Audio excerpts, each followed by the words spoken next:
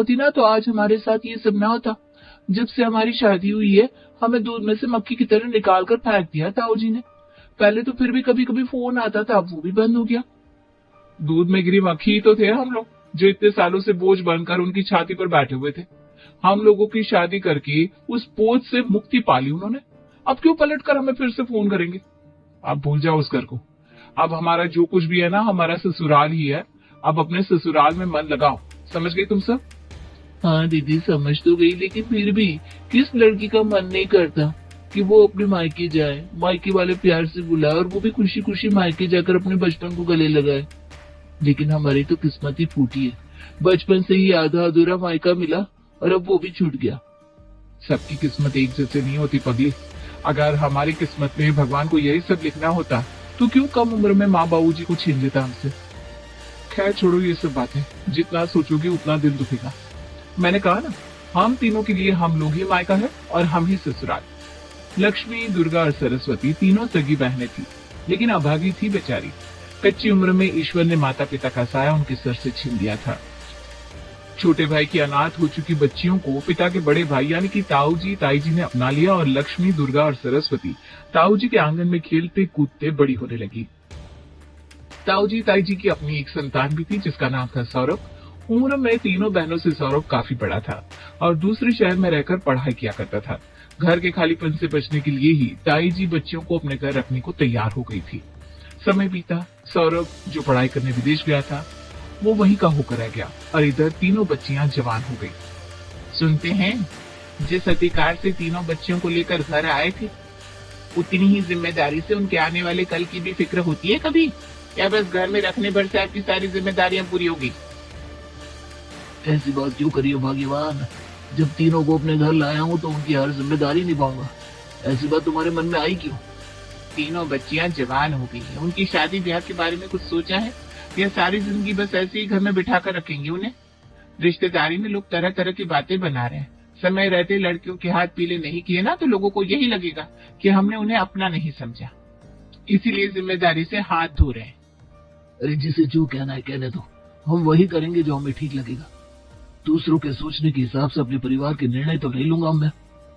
आपका क्या है, आप तो बड़ी बड़ी बातें करके निकल जाते हैं। रिश्तेदारी जात बिरादरी में उठना बैठना मुझे पड़ता है, लोगों की 10 तरह की बातों का शिकार मुझे होना पड़ेगा। आपको कहाँ अपने व्यापार से फुर्सत है? मैंने कुछ सोचा है, वैसे आपसे तो कोई भी उम्मीद करना ही बेकार है। अरे भाग्यवान, हमेशा इतनी नाराज क्यों रहती है? अच्छा बताओ क्या सोचा तुमने? बस जो भी सोचा है ना, सबकी भलाई उसी में है। ताऊ जी ने जब ताई जी की बात सुनी तो वो भी इस बात से सहमत हो गए। कुछ दिन बाद, दुर्गा बेटा, रिश्ते वाले रविवार के दिन घर आएंगे, तुम लोग तैयार रहना। ठीक है ताऊ जी, मैं तैयार हो जाऊंगी। तुमने शायद अपने ताऊ जी की बात को ध्यान से सुना नहीं। सिर्फ तुम नहीं, तुम तीनों को तैयार होना है, क्योंकि एक नहीं 3 लड़के तुम तीनों को देखने के लिए आने वाले हैं। हमने तुम लोगों के लिए जो रिश्ता ढूंढा है उस परिवार में 3 बेटे हैं और वे लोग अपनी तीनों बेटों की शादी के लिए योग्य वधू तलाश रहे हैं। दुर्गा दीदी सबसे बड़ी है, कायदे से तो सबसे पहले दुर्गा दीदी की शादी होनी चाहिए। मेरी और लक्ष्मी दीदी की शादी की अभी ऐसी कौन सी जल्दी है? सरस्वती बेटा, तुम्हारे ताऊ जी जो कर रहे हैं कुछ सोच समझ कर ही कर रहे हैं। रविवार को तीनों तैयार रहना। हमारी इच्छा यही है किसी तरह तुम तीनों का रिश्ता इसी घर में हो जाए। तीनों बहनों की एक मंडप से शादी हो जाएगी, और क्या चाहिए? सरस्वती आगे कुछ बोलती उससे पहले ही दुर्गा ने उसका हाथ पकड़कर इशारे से रोक लिया अपने कमरे में जाकर। आखिर ताऊ जी ने जता ही दिया ना दीदी कि ये हमारा अपना घर नहीं है, बल्कि हम ताऊ जी के ऊपर एक बोझ की तरह है। तभी तो हम तीनों की शादी एक साथ करवा के वो इस बोझ से छुटकारा पाना चाहते हैं। सरस्वती बिल्कुल ठीक कह रही है। हम तीनों की जगह उनकी अपनी बेटी होती तो क्या उन्हें भी ऐसे ही एक ही छड़ी से हाथ देते? अरे ये कौन सा तुक हुआ कि एक परिवार में 3 बेटे हैं तो उनके साथ अपने तीनों बेटियों को ब्याह दो। हमारी पसंद नापसंद इच्छा किसी बात की कोई अहमियत ही नहीं है ताऊ जी ताई जी की नजर में। अब समझ नहीं रही हो दीदी, तीनों की शादी एक ही मंडप से होगी तो खर्चा बच जाएगा ना। वैसे भी छोटे भाई की बेटियों के ऊपर अपनी सारी दौलत थोड़ी ना लुटा देंगे वो। उन्होंने हमें पाला जरूर है, लेकिन अपना नहीं समझते। इस घर के बेटे तो सौरभ भैया है, तभी तो उन्हें विदेश भेजकर पढ़ाई करवाई और हमें यहाँ अपने साथ रखा। उसके बाद भी शादी के लिए हमारी पसंद नापसंद पूछना जरूरी नहीं समझा ताऊ जी ने। लक्ष्मी, सरस्वती शांत हो जाओ।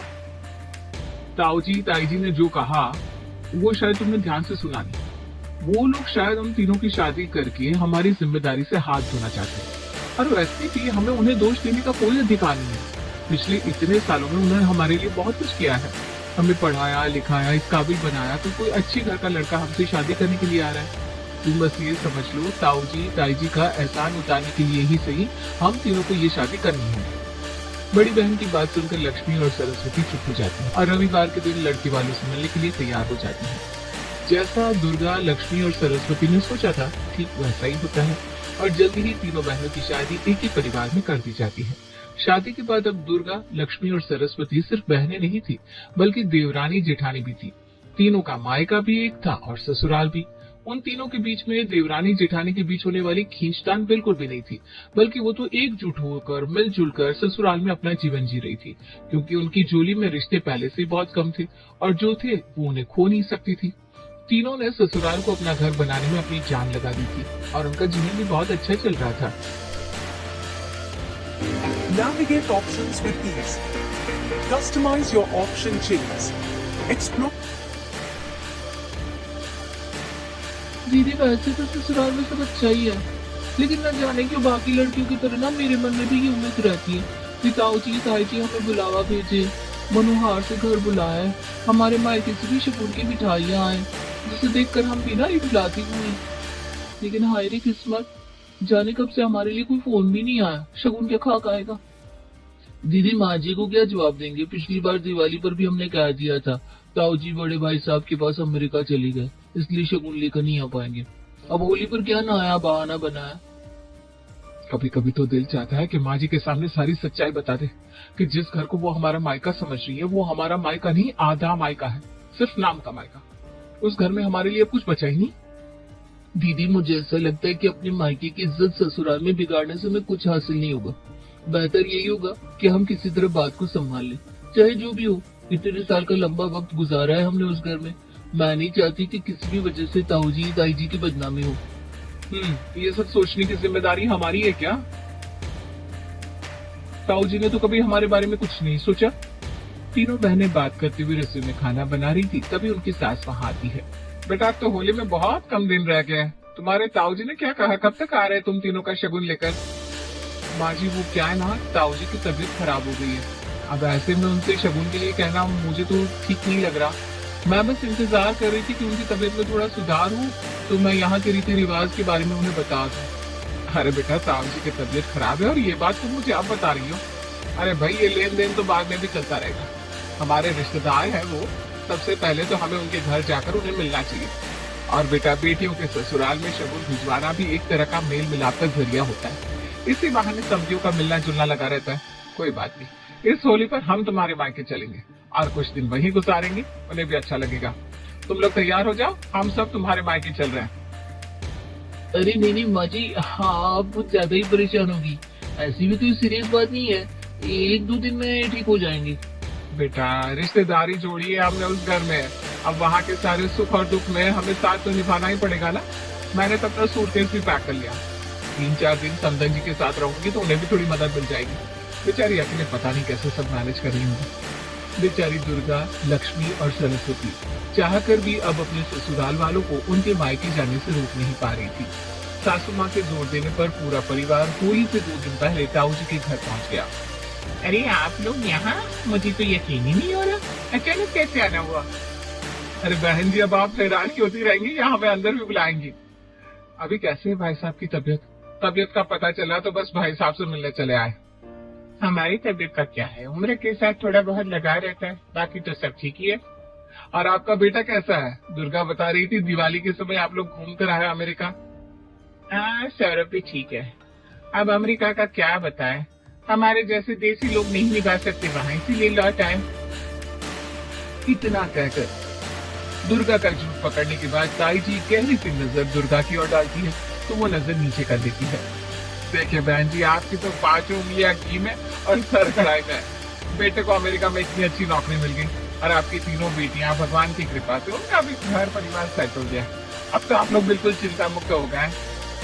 हाँ बहन जी सोचा तो हमने भी यही था, लेकिन ये किस्मत है ना बड़े तरह के रंग दिखाती है। क्या हुआ बहन जी, कुछ हुआ है क्या? अरे नहीं क्या होगा, बस कभी कभी मन में ऐसी ही पुरानी बातें आ जाती है। एक समय था जब घर में 4-4 बच्चे रहते थे और एक आज का समय है पूरा घर आंगन एकदम सूना हो गया। बच्चों की आवाज सुनी भी जमाना बीत जाता है। वो तो है, बच्चों की शादी हो गई तो आपका आंगन सूना हो गया।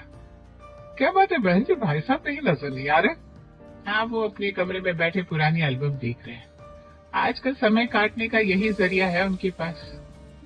दामाद जी आप लोग चलिए ना, उनके थोड़े घुटने में तकलीफ रहती है ना, आपको उनके कमरे में ही मिलवा देती हूँ। हाँ हाँ, क्यों नहीं ताई जी। तीनों दामाद ताई जी के साथ ताऊ जी के कमरे में जाते हैं और उनका आशीर्वाद लेने के बाद वहीं बैठ जाते हैं। ताऊ जी क्या देख रहे थे अकेले में, हमें भी दिखाइए। कुछ नहीं बेटा, ये मेरी तीनों बच्चियों की बचपन की तस्वीर है, उन्हें ही निहार कर काम चला रहा हूँ। अब इस घर की रौनक तो तुम तीनों भाइयों के साथ चली गई, हमारे पास तो बस तस्वीरें बची है। आओ मेरे पास है, वो तुम्हें भी दिखाता हूँ, इन तीनों बहनों की बचपन की चहकारियाँ। ये देखो, जब ये पहली बार एनसीसी में गई थी तो ये इनकी होली की तस्वीर और ये रक्षाबंधन पर चारों बच्चों की राखी बांधने की तस्वीर। तो जाने कितनी यादें प्यार है एक तस्वीर में। जिस तस्वीर को देखो वही किस्सा दिमाग में जीवित हो जाता है। आपकी बातों से तो ऐसा लग रहा है ताऊ जी कि आप अपनी तीनों भतीजी को बहुत प्यार करते हैं। अरे भाई क्यों नहीं करेंगे, नन्ही नन्ही सी थी तीनों जब मैंने अपने घर लेकर आया। उसके बाद तो ये तीनों हमारे घर की जान बन गई। भतीजी नहीं, अपनी बेटी समझकर पाला है तीनों को। ये सही है ताऊ जी, चित भी मेरी पट भी मेरी। आपकी बातों से तो ऐसा लग रहा है जैसे आपको हमारी शादी का कितना बड़ा सदमा लगा है। मैं चाहती नहीं थी कि हमारे ससुराल वालों के सामने ये सब आए, लेकिन अब आप इतना दिखावा कर रहे हैं तो मैं अभी चुप नहीं रह सकती। ठीक कह रही है दीदी आप, दुर्गा दीदी से पूरे 6 साल छोटी हूँ मैं। उसके बाद भी आपने मेरी और दीदियों की एक ही मंडप में शादी करवा दी। मुझे तो ऐसा लगता है कि हम तीनों की परवरिश करना तो कभी आपका उद्देश्य था ही नहीं। आप इनडायरेक्टली पापा की प्रॉपर्टी अपने हिस्से में करना चाहते थे, इसलिए आपने पापा की प्रॉपर्टी के मालिक यानी कि हम तीनों बहनों को शादी के बंधन पर बांध दिया, ताकि बाद में आप आराम से सब अपने बेटे को दे सके। दादाजी ये तस्वीर देख रहे हैं, इस तस्वीर में सरस्वती के माथे पर पट्टी बंधी हुई है। क्रिकेट खेलते समय गिर गई थी और अपना माथा फोड़कर आ गई थी। 3 टांगे लगे थे उसे। रोते हुए इसकी ताई जी ने 3 दिन खाना नहीं खाया था। ताऊ जी ये झूठी कहानी सुनाकर हमारे पतियों के दिल में सहानुभूति पैदा कर सकते हैं, लेकिन हमें आपकी सच्चाई बहुत अच्छी तरह पता है।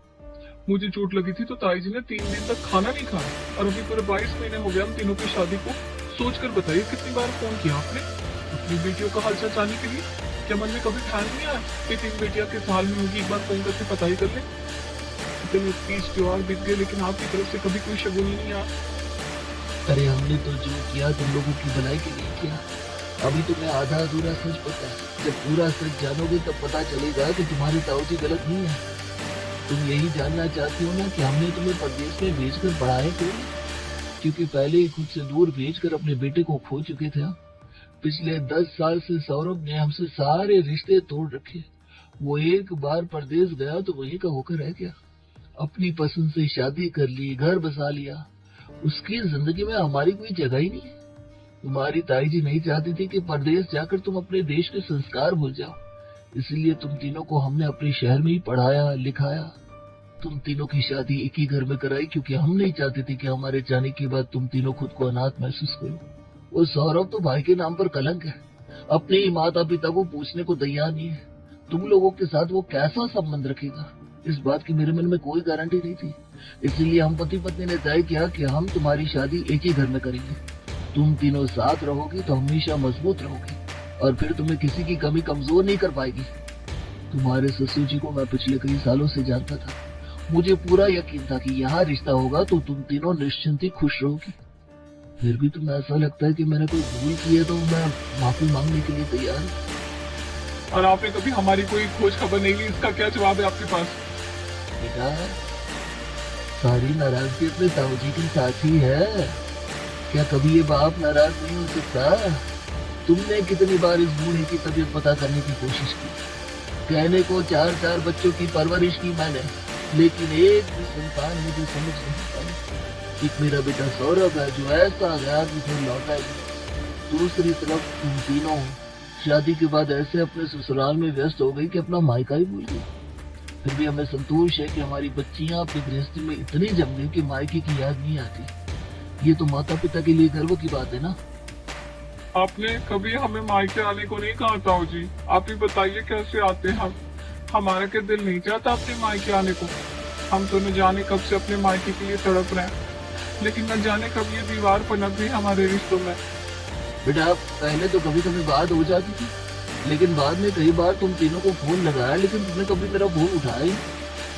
फिर हमें यही लगा कि शायद सौरभ की तरह तुम्हारे जीवन में भी हमारे लिए जगह नहीं है। ऐसा कैसे हो सकता है? मेरे फोन पर तो कभी आपका कोई फोन आया ही नहीं। मुझे माफ कर दीजिए दीदी, मैं आगे पढ़ना चाहती थी। ताऊ जी की शादी के फैसले को मैं कभी दिल से अपना नहीं सकी और उनसे नफरत करने लगी। और जब शादी के बाद ताऊ जी फोन कर करके आपसे बातें करने लगे तो गुस्सा और जलन मुझ पर हावी हो गए। मैंने ताऊ जी ताई जी के सारे नंबर आप सबके फोन से ब्लॉक कर दिए ताकि वो चाहकर भी हमसे कांटेक्ट ना कर सके। और क्या कहा तुम तीनों ने? हम तुम्हारी प्रॉपर्टी हड़पना चाहते? अरे बेटा कौन सी प्रॉपर्टी, कैसी प्रॉपर्टी? जब तुम्हारे पिता की मौत हुई लाखों रुपए का कर्ज था मोहन के ऊपर। तुम्हारे ताऊ जी ने मोहन का सारा कर्ज चुकाया। अपने हिस्से की सारी प्रॉपर्टी तो मोहन पहले ही बेच चुका था, और ये सब जो हमारा है उसे भी तुम तीनों के नाम कर दिया है हमने।